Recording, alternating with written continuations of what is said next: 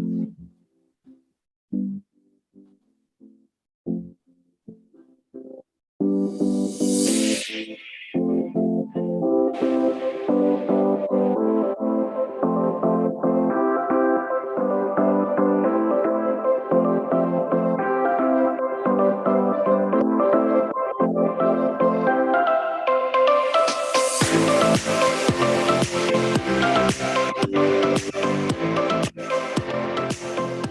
right, it is 5 o'clock somewhere. Welcome to Conscious Radio Network. We have a special guest this evening, Scott Donat. We call him the Foot Guy. And we're here to talk about some interesting program that he is involved in. And excuse me if I'm not so bright and shiny today. I tested positive for COVID this morning, so I'm going through my little spiels and stuff like that. But we're going to keep the energy going no matter what with Scott, because Scott is such an energetic guy, right, Scott? Yes. Yeah. Welcome to the show again. How are you? I am well. We have been busy on the go all over Brevard County today. So it's nice to land back home and kind of settle in and hang out. Heck yeah. We got a little bit of rain today. I saw it through the Central Florida area and stuff like that. Did you get any spurts of liquid sunshine that way? We got a 3 or 4 actually. Some dropped on us in Titusville, and kind of every town we stopped in, we got a little smattering. And it came hard, but typical Florida, it was gone in 45 seconds. Everything was dry again. Yeah. Yep. In Florida, wait 15 seconds. The weather will change somewhere. It will. So Scott, our audience is probably going to be asking, what do you do? I do a couple of different things. My job, as you mentioned off the top, is the Foot Guy. I'm a mobile reflexologist here in Brevard County for the last 8 years. I've been a professional reflexologist for going on 24 years now. About 7 years ago, I created a system, written a book about it, written education about it. But the long and short of it is I use reflexology, essential oils, tuning forks, product I created called Wellness Spheres, which is just a series of small wooden balls. And the concepts of Louise Hay and how our body speaks to us. And when you put all that together, it really creates a wellness system that is empowering not only for practitioners, but for folks to take home and practice at home, just as lay folks. And that's kind of what the book was about. It was a little bit to the professional, a little bit to the lay person, and then just some general empowerment work in the back. So that is the bulk of what I do day to day. Monthly, we operate an emotional breakthrough workshop. It's been ongoing in Brevard County for about 30 years. Takes you from stuck to inspired over the course of a weekend. The other thing that we do is that we operate, my wife and I say we, my wife, Becky Bolt, and I operate an online multi-faith church called People of Diversity. And that's kind of a private passion for both of us. We've been involved with People of Diversity for the last, I think 17 years is how long they've been around. The last 3, it's been a multi-faith thing, and it's been quite powerful. It's grown our church. It's changed how we show up. And for Becky and I, it's just been an incredibly powerful learning curve. Really starting to integrate spiritual practices from all the different faiths into our walk, and really kind of building a neat spiritual practice for ourselves. It's been fun. Yeah, I in a recent recent past, I took notice of some of the programs that they heard pod, which is People of Diversity, and that's what got my attention is how you reach out and embrace everyone, and it's not, and when I saw it, I'm like, exactly, this is not about race. This is about the mankind. This is the human race. We are all one, regardless of race, and bringing everybody together in that fashion, into loving one another and being embracement of one another, regardless of the whole political aspect, or the political aspect of race. So, well, and the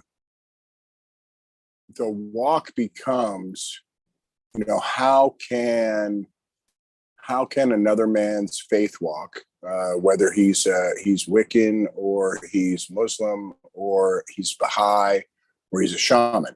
yeah. What about his walk? What about his faith practice? What about his understanding of the God of his understanding, or her understanding? How does that impact my walk? And how can I outfit myself with some of the amazing tools that my brothers and sisters of other faiths have? Yeah. And therefore, grow my walk. It goes past that drop my judgments of the other man and embrace him. We want to move right on past that and move into, speak to me about who you are. Speak to me about how you believe. Speak to me about who your God is, so that I can understand more deeply who I am. Yeah. Right? It's been incredible, Paul. It's been mind-blowing for us. And it's also seeing the divinity in every one of us, that we're all divine. We all have this divine aspect, this divine principle, this divineness in every single one of us, and recognizing that in everyone is how I feel. Well, and that's the secondary catchphrase for the pod, and we're the People of Diversity, a multi-faith community where there are many paths to one divinity. Right? So we take 10 different faith practices, perspectives, beliefs, walks, whatever term you want to use. Yeah. And we give them one word. Right? So right now, sanctuary. Next is respect, transformation, mindfulness, faith, unity. But we only give them one word, and we don't give them any context with it. So as the speaker, you go away with your single word, and whatever you come up with, it was the hardest thing we had to overcome initially with our speakers. That they would come back to us and ask us for a stronger frame to put their talk into. Yeah. And we had to almost, emphatically assure them that we had no frame for them. That whatever they came back with, as long as it surrounded the topic from their belief system, from their perspective, from their walk. And it has become this amazing process, because then we couple them with 10 different musical acts from all around the country. Yeah. And we give them one word, and they go back into their musical repertoire now, and they come back with two songs videotaped surrounding the topic of respect. Right? So somebody's going to do Aretha Franklin. I guarantee it. Yeah. Right? But what are the other 19 songs going to give us from all of these different musicians? And most of them are singer-songwriters in their own right, so they're coming back with raw stuff. Becky and I say hello and goodbye, and we send it all to this amazing tech guy, and Philip turns it into magic. And we premiere it much like we are right now. Yeah. Except we're on Facebook only right now. Although I told my tech guy what you were doing, and he was, I think we could do that. Yeah. Yeah. I'm planning on doing some restructuring myself and adding some stuff, deleting some stuff, kind of streamlining some stuff. I started out with YouTube. I'll probably end up with other aspects. I'd like to stream in other places, just other than just the YouTube channel. Facebook, YouTube. I don't even know how many. I'm just familiar with this one.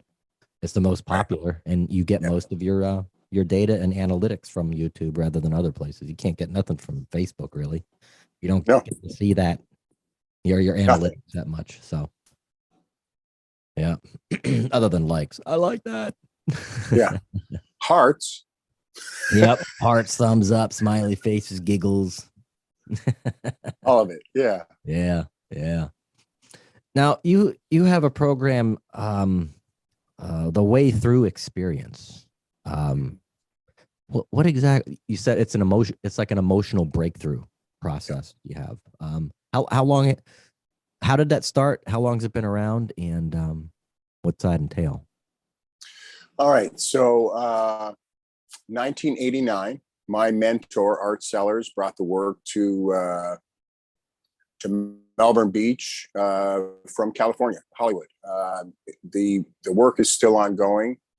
As recently as last year, spoke to the facilitator out in California, getting some history on my mentor, because we're presently writing a book. So I'll share that. I'll share a little bit about that later. Art brought the work to Melbourne Beach. He had fallen in love with a woman and moved out here to be with her, and he started the work here. I was sent by my therapist to get unstuck. Yeah. And I loved it so much, I ended up, just going. I went every time Art worked, which is every month, for the next 3.5, almost 4 years. I ultimately took it into the prison system, to first-time offenders, and to men's groups around the country. And I broke his work up into smaller chunks and pieces. Yeah. We lost Art in 97. And in 2000, we started facilitating the work ourselves. I started leading the work. And it's been ongoing since then. So for the last 22 years, I've been the lead facilitator.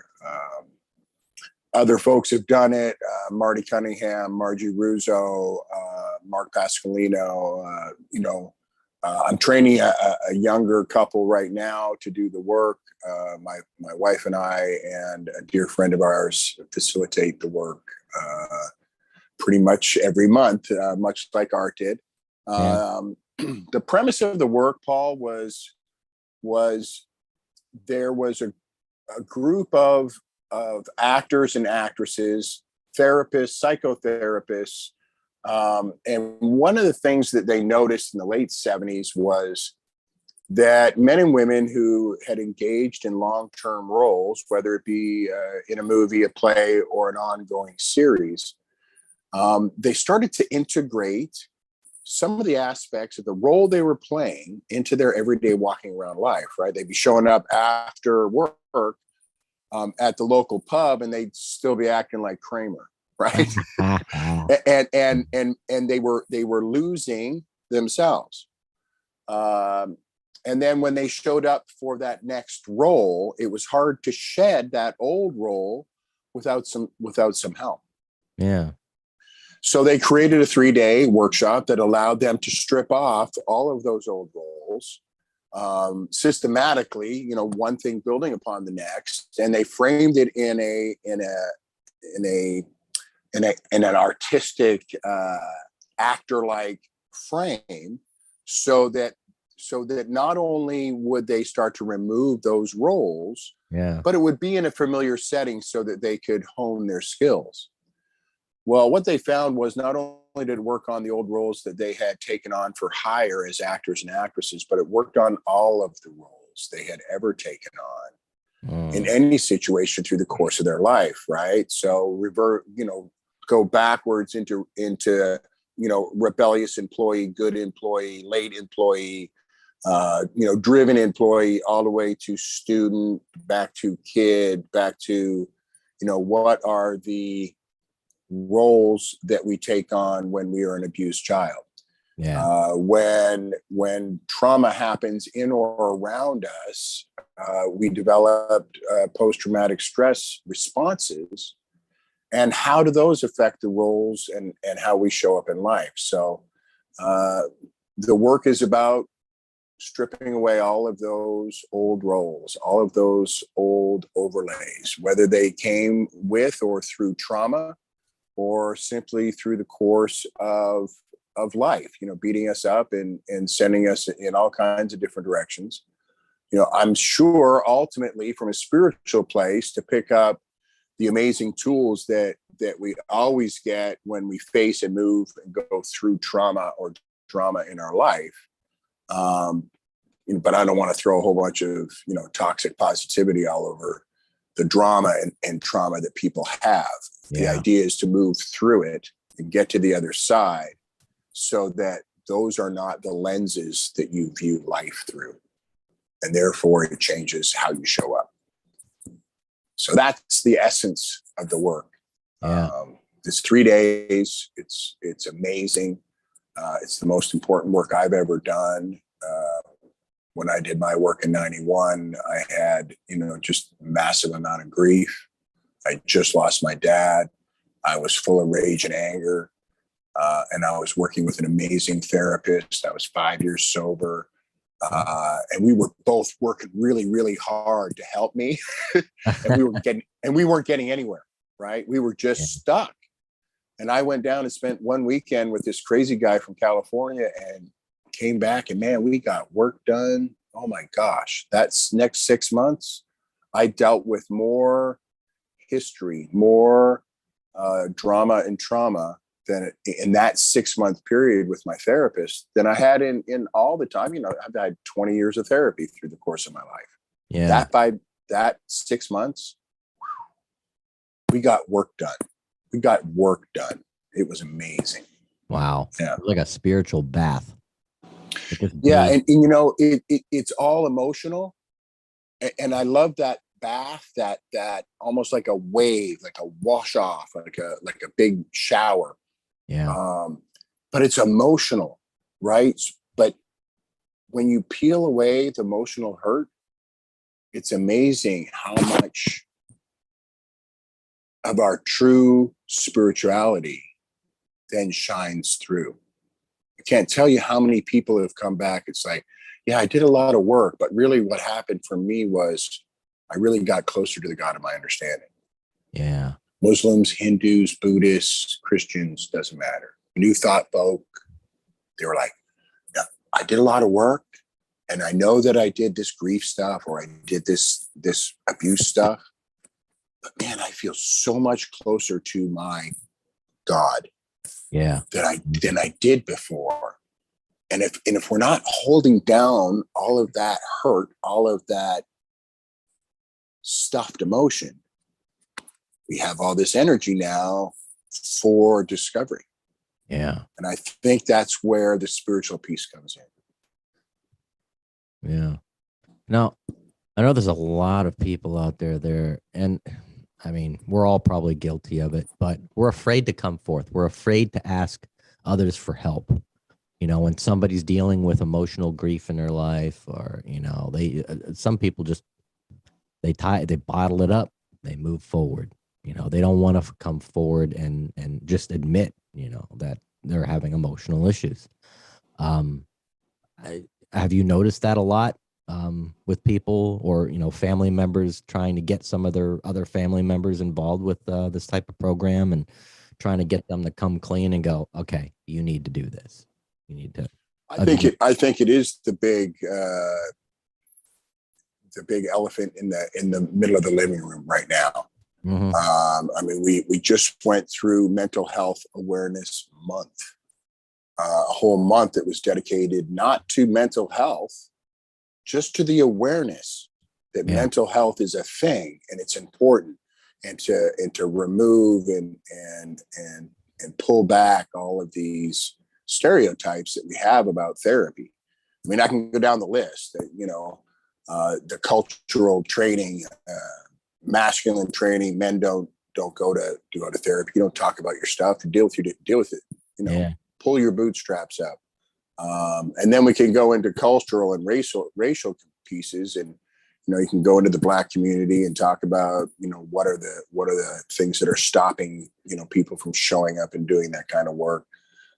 Into the Muslim community and look at what are the stigmas that go just with the culture, right? And you can drop into anywhere USA, and not only do you have our national stigma of we don't have problems, we have productivity.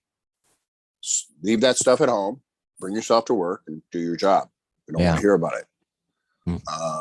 Whereas on the rest of the planet, if someone shows up to work and they're a mess, everybody's like, you're a mess, go home, fix yourself, it's okay, we'll be here when you get back. Because it affects everybody else. I mean, if you're a mess, everybody else becomes a mess. And if you go and address it, then this really great human being who's one of our employees doesn't have to go away. They can just go get well and come back to work and start being themselves again.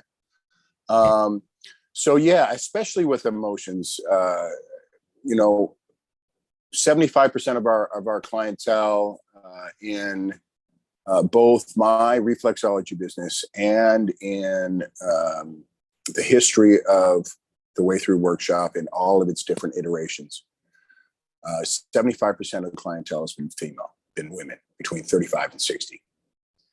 Now that's that place, 35 to 60 is that place where we're all ready to go back and look at the stuff that's got us stuck, because we're supposed to be happy in our life and we're not, right? It's also the highest uptake of Adderall, of all of our antidepressants, of all of our anti-anxiety, because this is the place where folks quietly and silently go and see a therapist, go and see a psychiatrist, and they get drugs to fix how they feel. Now it just covers it up. That's the truth, right? Because what anxiety and depression and these emotional states are saying is something's wrong. Right. So address it. Let's look at this. Let's dive into this. Let's address the things that are incongruent with our vision or our dreams and desires, or even just our functioning in life. So what it takes typically is for other people to see other people change in a way they would like to change too. So no matter what kind of marketing we do, right? We haven't done podcasts. We haven't done this discussion kind of scenario. So we're looking at this as an opportunity to explain what's going on and look into the camera and invite people to come and ask those questions, to come in and poke the bear and know that the bear is not going to eat them. It's going to ask them in for tea. Right? It's let's do this. The energy that we use to hold all of this stuff in, to fulfill the training that our culture has told us that we're supposed to do, keep that stuff in, compartmentalize it. Don't show your emotions, no crying, no tears. We'll have no sadness. We'll have only happy faces. It takes an incredible amount of energy to maintain that while we're holding in hurt, grief, sadness, shame, right? Yeah. And then when we work that stuff, we own that stuff, we sit in it for a second, release it, let it go, man, what energy do we have for life? I mean, I spoke to uh, the available creativity and inspiration that comes, and that perhaps that's why people feel a spiritual awakening as a result of doing the work. But physically and mentally, and less headaches, and less stress, and my shoulders are now, from here, and you see people come out Sunday, and this is the biggest improvement, right? We do a before and after, Yeah. right? So some folks will have but that's not the thing, right? So they're like, and then they're, but Yeah. this is what I look for, right? Because when a person comes out, even when they're like this on Friday, right? I'm good, I'm happy, yeah. But then you see them Sunday, they got the same smile. Yeah, I'm good, I'm happy, except their shoulders are down here. And you're like, oh, look, that's 3 inches of weight that was just scraped off their shoulders. And look, their shoulders go down. They don't go up, right? Because this is how they were Friday. Now they're like this. Wow. And it's a different, yeah. And that's when you're like, oh my, that's radical difference. And we know this is where we store our stress and our anger and our immediate in the now stuff of carrying stuff around in our world. Yeah. So when you can see the shoulders move that dramatically, unconsciously, because everybody thinks we're looking for their smile. I take the picture from mid body up on purpose. I want to see where the shoulders are, how the arms are different, how the person is holding themselves and carrying themselves. It's amazing. Wow. Yeah, I know I keep saying that word, but I live in this land of just seeing things and being a part of these breakthroughs. And I've been blessed to be a part of it for over 30 years. Man, yeah. And every single time we do a weekend, I look at these people and I'm like, I can't believe it. I just can't believe it. I've been looking for the website here. What is the website for the way through experience? www.thewaythroughexperience.com. Ah, okay. All right. I knew it was there somewhere. I was going to your Facebook page. I'm like, let me go somewhere else first, because other people will be messaging me and be like, no, I'm off the grid. Well, we've got much like the pod. We've got for the way through. We've got a private group, and that private group is for people who have done the work and for people who've done the work only. Yeah. So I've got a private group, and as soon as you have done your work, I add you to the page. Then we've got a public one, and that is where we put the therapists and the coaches, along with potential folks who might want to do the work. That's where we point them to ask questions, to see what we're posting and see what the conversation is, around the water cooler from that perspective. Yeah. And we do the same thing with the pod. We have the website, and then we have 2 Facebook pages, one group, one page.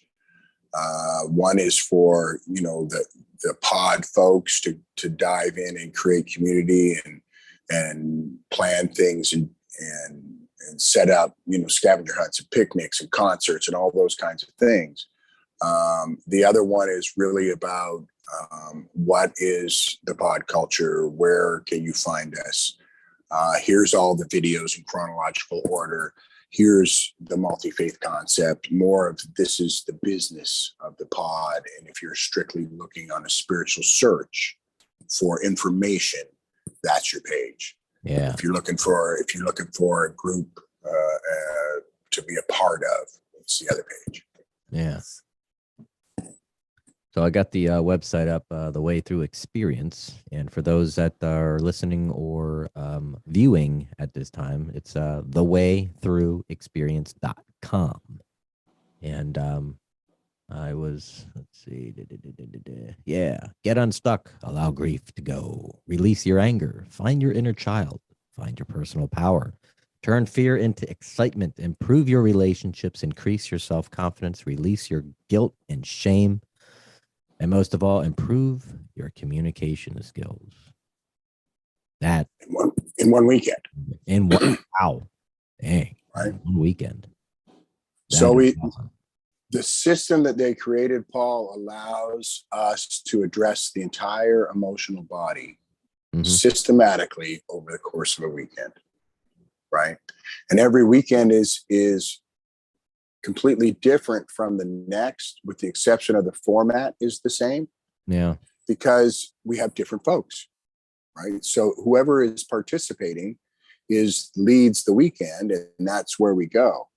But the secondary piece, and I want to share this with you and the audience. What makes us unique, what makes us different from, let's pick on Tony Robbins. Tony Robbins, you spend a whole bunch of money, and you and 10,000 people go to an auditorium, and one guy gets up on the stage. Yeah. And he works with Tony, right? He works with Tony, and he has a breakthrough, and he cries, and Tony hugs him, and he goes and sits down. And all 10,000 people all get excited about that energy, all get excited that Tony runs around banging and slamming and just raising the energy. And everybody leaves that event feeling a feeling. Yeah. Now, again, I don't want to pick on Tony, because Tony's a great man and doing great things and has always done great things, right? But here's what happens with those great, big, huge events is 3 weeks later, that feeling goes away. Yeah. Because it wasn't yours. It was somebody else's. Yeah. They had that experience. Now, that guy who was on the stage with Tony, he's kicking butt. Oh, yeah. He walks away right? with a gift.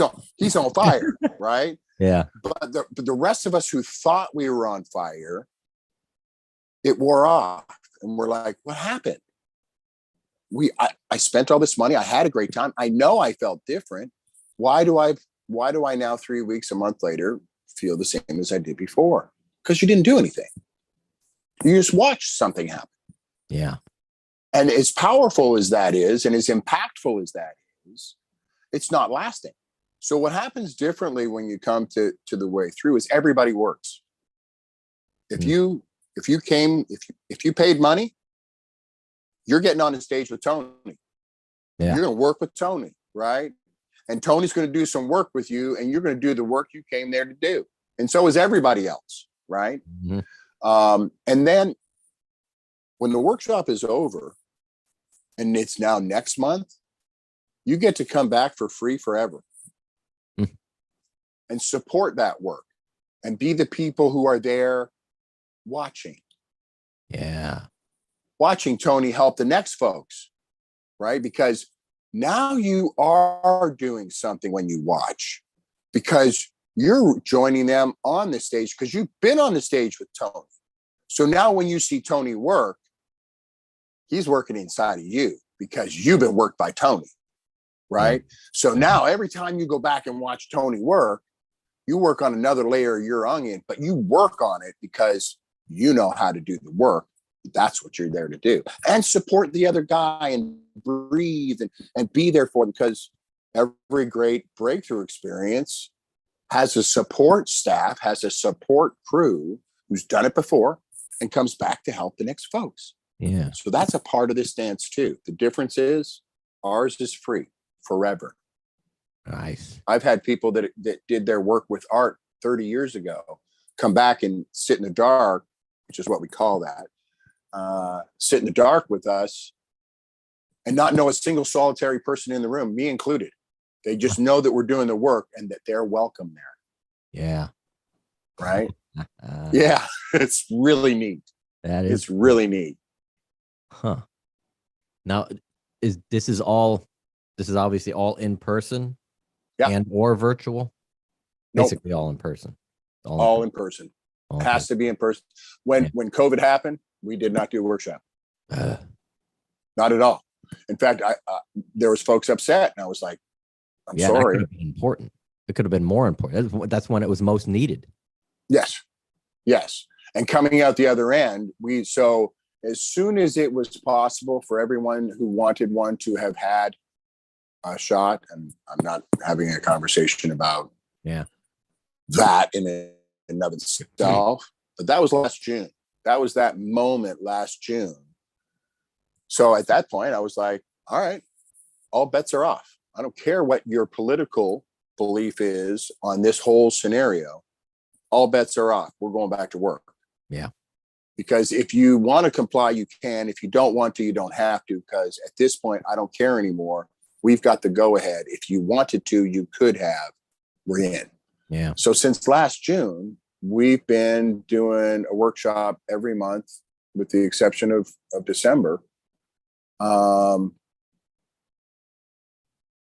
And they've been solid workshops, and big pieces of what has happened over this last year has been dealing with isolation, dealing with the grief, dealing with I lost 4 relatives. I lost my mom, and the last time I saw her, I looked at her through a window in an old folks home. Ooh. She died by herself, and it's all my fault because I'm the one who brought COVID to her.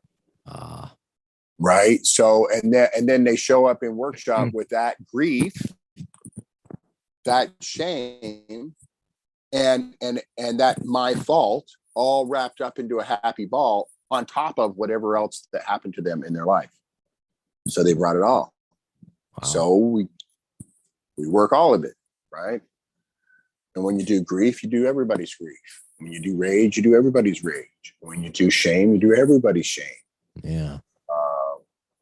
So it's this full body, mind and spirit cleansing, a washing off. It's not a getting done. It's not a wrap up all your stuff and everything's going to be just fine. The rest of your life is going to be a cakewalk. Yeah. It's not even close to that. What it is more of like you said, that shower, that bath, that rinsing off, and you're just naked and washed off and clean. It's like a right, and yeah, a rebirth. Yeah. Metaphysically, yeah. but yeah, a rebirth, a coming back to and a clean place. Right, a return to innocence, yep. And that's a lot of it. I mean, that inner child work, is really powerful. That's one of the pieces, especially after COVID, that as people reflect on what they discovered during the course of their workshop that they weren't expecting to, it's this inner child component. Right. So I knew I was going there to do my grief, or I knew I was going there to do my blah, blah, blah.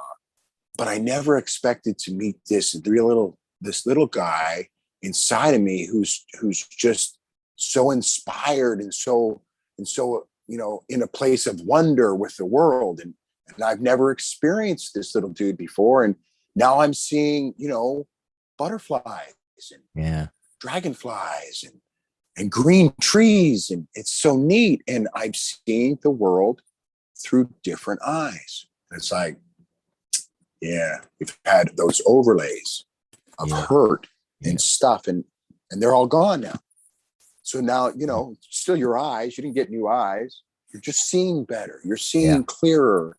There's more beauty and wonder coming into your consciousness. The beauty and wonder has always been there, but now you're seeing it. Now you're feeling it. Now you're, in it. We're now perceiving it much better. Ooh, good word. Yeah. Mm-hmm. Yeah. Now there's quite I'm sure there's going to be people out there listening to this later going, well, how do I know I need help, but how do I know this is for me? Or how do I know this would be something beneficial to somebody I know or somebody in the family or whatnot? Can you maybe give an idea of what this program is, what this would be benefiting to, as far as as people, a death in the family? So more the more of the old stuff, Paul. Yeah. And granted, when I went and did my work, my dad had just died. Mm. So my dad had died in June. My cat died in August. I went to my workshop in September. I got there and the man asked me, Art, so why are you here, Scott? It's like, my cat just died. Yeah. Now, he knew my dad had died 2 months before my cat, because I told them that prior to coming. But when I got there, I said, my cat died. He was like, your cat died? I was like, yeah, my cat, Tai Chi, she died just like 2 weeks ago. Huh. And he was like, right on. Tai Chi the cat. That's what Scott's here to work on. Have a seat. So I sat down. It's like, oh, wow, I got away with that. Yeah. Right? I don't have to say the tough stuff. Yeah. Well, by the end of the weekend, I had made a deal with the cat, never to cry again. Isn't that interesting? That's one of the things I discovered. Yeah. And I never cried from the moment I made that deal when I was 16 years old to the time I was 28 years old when I was standing in my workshop. And I had cried for the first time in 12 years in that workshop. That's when I realized I made that deal, literally looking in the cat's face when I was 16 years old. I'm never going to cry again. It doesn't matter. My life doesn't matter. That was a solemn oath. When that cat died, I was off the hook. Yeah.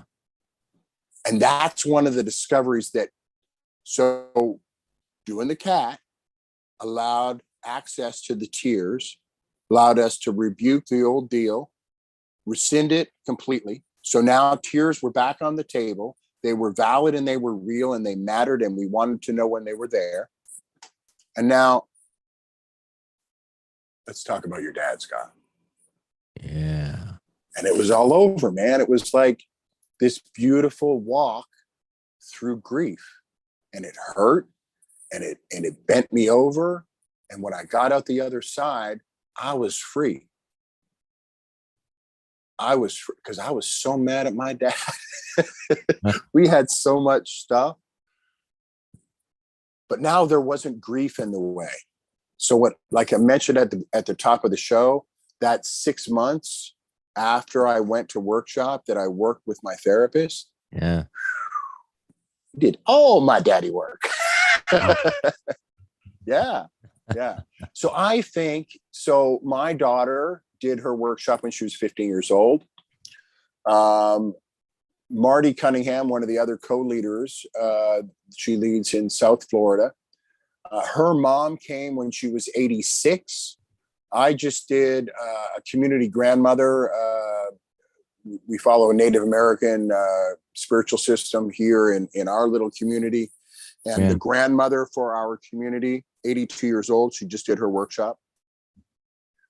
I don't know an issue that is small enough or too big to show up at workshop with. Yeah. Yeah. I've had folks who came to workshop because they felt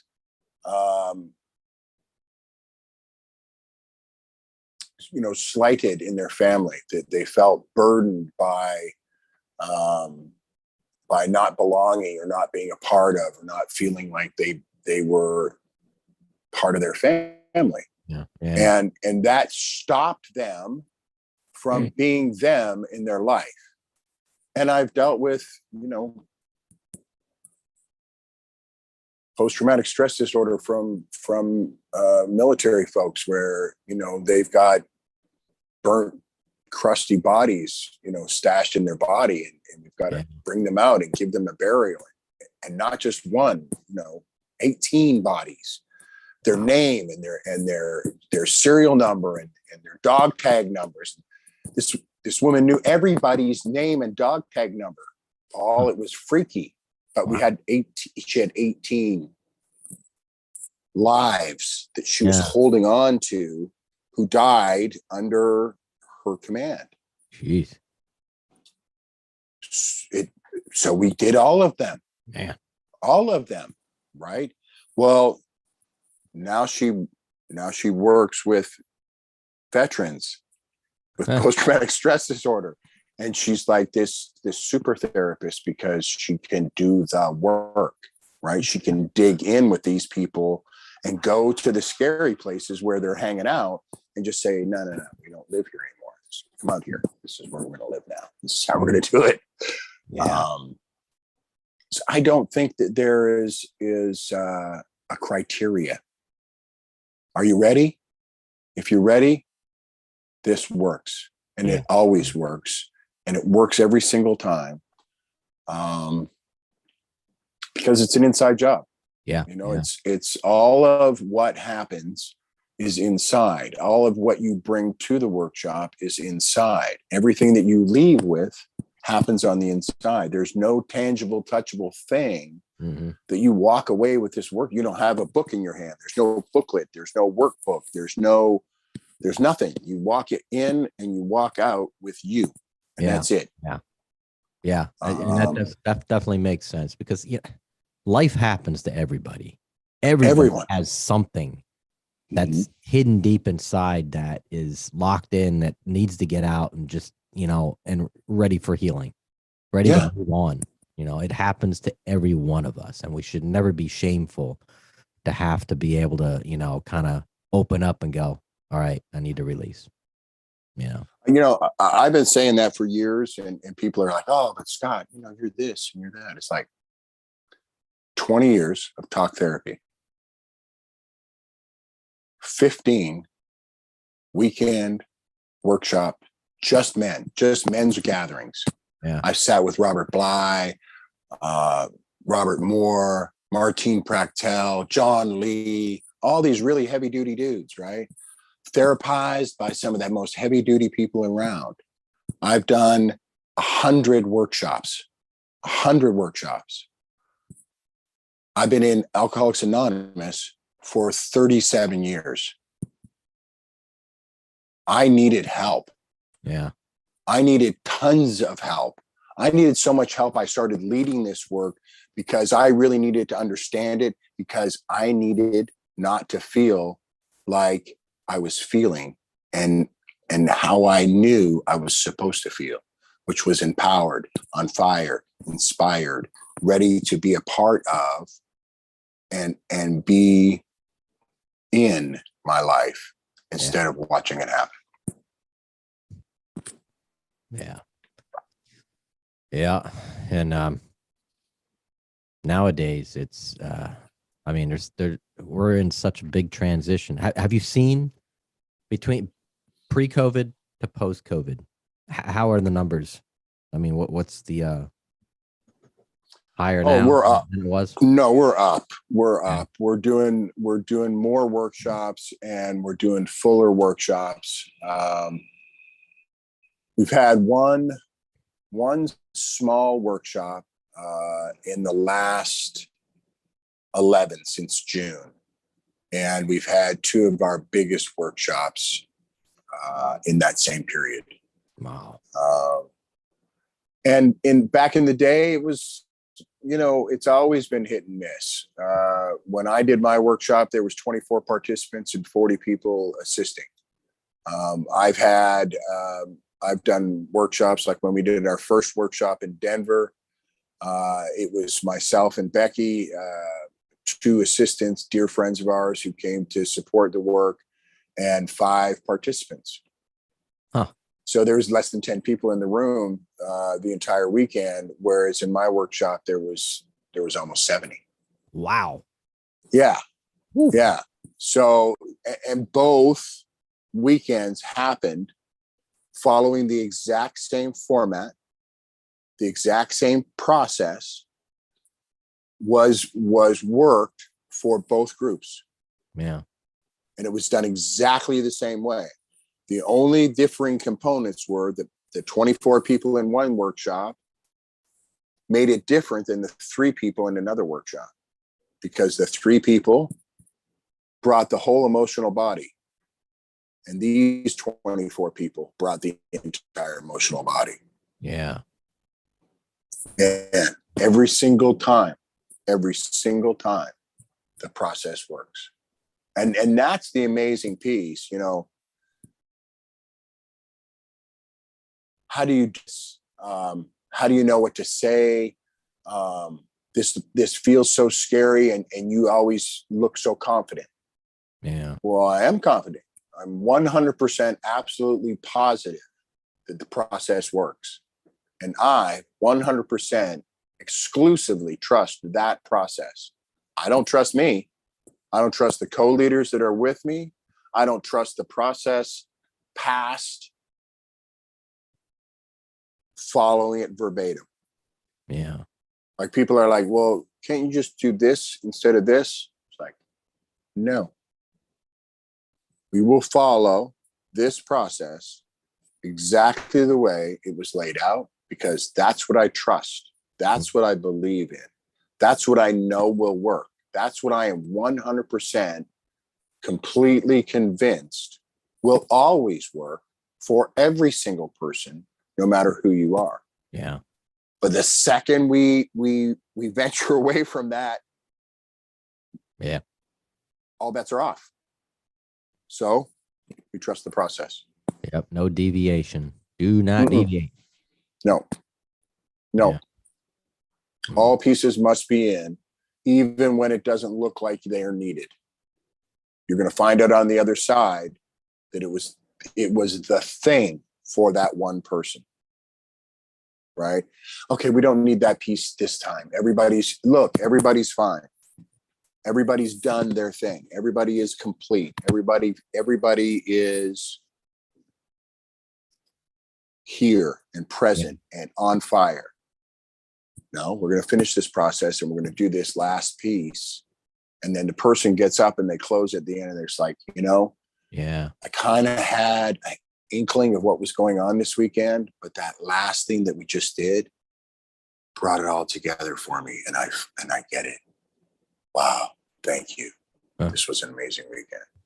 Yeah. So it's like, oh, wow. What do I know? Right. Yeah. And I get to say that while I work, while people are going, wow, you're so amazing. I'm like, what do I know? I'm wrong at least 4 times every single day, all weekend long. And it's okay, because that's part of the process. Yeah. Yeah. Now describe as I'm envisioning it. I'm envisioning it as a retreat. So describe for our listeners and viewers what they would look forward to, how in a visual type thing. As you show up, is it just one place all the time? I would assume in the state of Florida, and how the weekend kind of the itinerary. So without saying exactly what the process is, Friday night is about getting there. So the process of becoming present. We lay down, some of the parameters that we're going to follow through the course of the weekend. How we're going to sit, how we're going to show up, how we're going to breathe, how we're going to hold our bodies, so that we can get the most out of the weekend. And then, what are you here for? Why did you show up? Yeah. Right? What are, and then what are the things that you think you might be here for? Right? Because so often we're positive about these 3 things. Well, if there was more, what would it be? Well, I don't know. Guess. Yeah. Right. And then when we have a person guess, they guess 3 more things. So now they got 6 things they're there to work on for this weekend. Right. Yeah. So that's about getting here. It's about loading in what you want to work on and becoming present in the room. A lot of what we're doing, there's Jungian flavor to it. There's Gestalty flavor to it. Yeah. But for me, the biggest piece is kind of this Joseph Campbell, the story of the myth, the story of moving through the belly of the beast, right? Yeah. So our hero enters into the belly of the beast, and in the belly of the beast, he addresses his thing, his issue, his drama, his stuff. Yeah. And then he comes out the other side of that experience new and different and changed. And when he enters into the world, he has a different effect on all of the relationships that he is in because he is new and different. And that's kind of a Joseph Campbell, journey of the hero. Leaving our culture, leaving our society, leaving our family, leaving our world, and entering into a container for the weekend is also a part of what happens. So with those two pieces, and Friday night being about getting here, and yes, it's in the same space all weekend long, and that space is created and made sacred by the folks who show up. Yeah. Saturday morning is about getting a different view of how you see yourself, how the world sees you, how you're seen in the world, and the projection that you create of you in the world, right? You'll be given an opportunity to see where you stop yourself in terms of personal expression. And then we'll delve into that a little bit. We'll break that down so we have a deeper understanding of just what those discoveries might mean and how they've manifested in our world. Yeah. And then, like I said, the weekend is framed around actors and actresses. So, of course, we have the monologue portion of the weekend, right? So every actor and actress has 2 or 3 monologues. Some of them even musical or sing and dance pieces, right? Where at any given moment, they can drop what they're doing, take a deep breath, and move into that audition moment and deliver their monologue to a director or producer or their best friend. Yeah. Right. And any actor out there can do that. So we kept that piece in. Now, of course, in a actor or actress scenario, they would have that memorized. So we don't go that far. We have the people who come to the weekend bring something with them that moves them. A song, a poem, a short story, a 3 to 5 minute monologue that they're going to bring with us and share a bit of themselves with the people. We work with that a little bit, and the monologue portion becomes, addressing some of those pieces and parts that we put online on Friday night. Yeah. Right.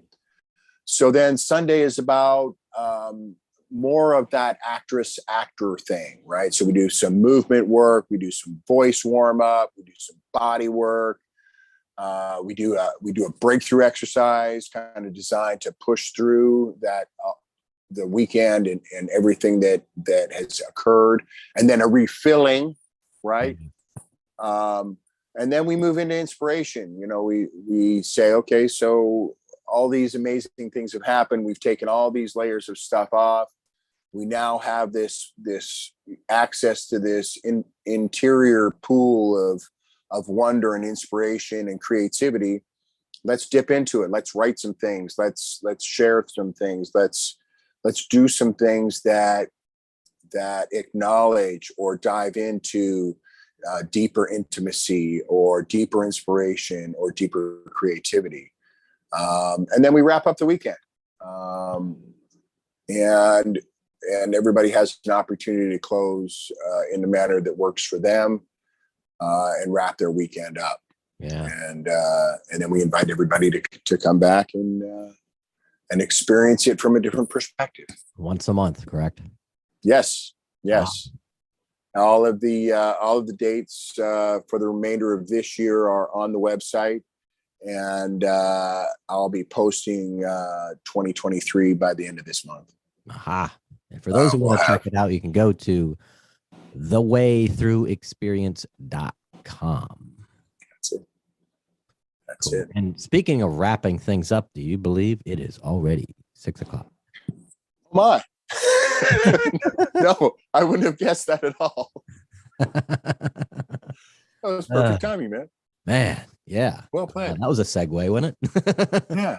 Yeah. Delightful. Perfect timing. But hey, Yeah. I mean, we could speak for hours, definitely hours. But I also Yes. want to have people also check out the Foot Guy, your reflexology. Where can they find you for that? So www.thefootguy.rocks is my website. There's a booking piece on there. Remember that I am local to Brevard County. And then during the Spirit Fest that you and I both attend, you can connect with me in those places. So West Palm will be there next week. If you're watching this in West Palm and we're headed there, then let me know, and we can either connect at the show or I can connect with you in person while I'm there. Yeah. Yeah. Cool. All right. This wraps up our show.